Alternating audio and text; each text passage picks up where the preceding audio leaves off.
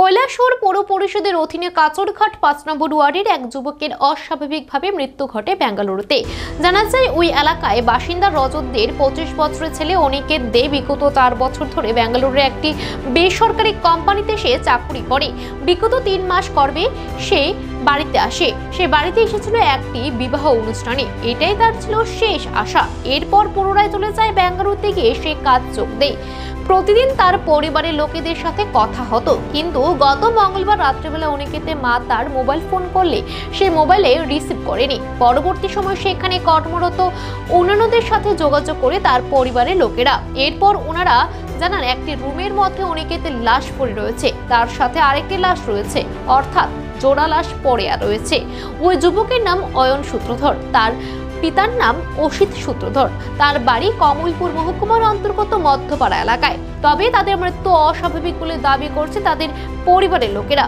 এই ঘটনার সুষ্ঠু তদন্তের দাবি জানায় মৃত যুবকের পরিবারের লোকেরা। কি হয়েছিল ঘটনা আপনার ছেলের? আমার ছেলে তো বাইরে থাকে অনেকদিন ধরে, আর গেছে প্রায় সময় তার মার কথা বলে রাত্রে। আচ্ছা, খাওয়া দাওয়া হয়েছে নি, করছে নি, এসব কথাবার্তা পরে হঠাৎ একদিন ফোন করছে, দিন করে না। কোন দিন ফোন করছেন? ফোন তো করছে মঙ্গলবার রাত্রে। ফোন ধরে না। ধরে না এরপরে আবার এখানে যোগাযোগ করা হয়েছিল। এরপরে এরা কেটা হয়েছে আপনারা কেউ আয়। কে কইছে?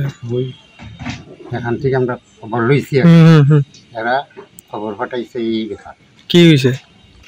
ওই তো ঘরের ভিতরে 2 জন লাশ হয়েছে। আপনার ছেলের নাম কি? অনিকেত দে। অনিকেত দে, বয়স কত? 25। কতদিন ধরে থাকে এখানে? 25 বছর। ও 25। আপনার ছেলে তো? হ্যাঁ। আপনার নাম কি? আমার নাম রজত। কোন জায়গা এটা? এটা কাছারঘাট। তো কতদিন ধরে সে বাইরে থাকে? ওই 1 বছর। বাণিজ্য কামায় না এখানে? কোন কোম্পানিতে কাজ করে সে এখানে? হ্যাঁ। তো কি মনে হইতেছে প্রাথমিকভাবে আপনার, আর এই মৃত্যুটা কি স্বাভাবিক নাকি এর পিছনে কোনো রহস্য আছে? আমরা তো দেখছিও না কিছু না, আমরা শুনতেছি এখান থেকে কল আইতেছে, এরকম রুগী খাওয়া গেছে। আমার ছেলের মুখটা পুরো নীল হয়ে গেছে। আপনারা কি চাইতেছেন এখন?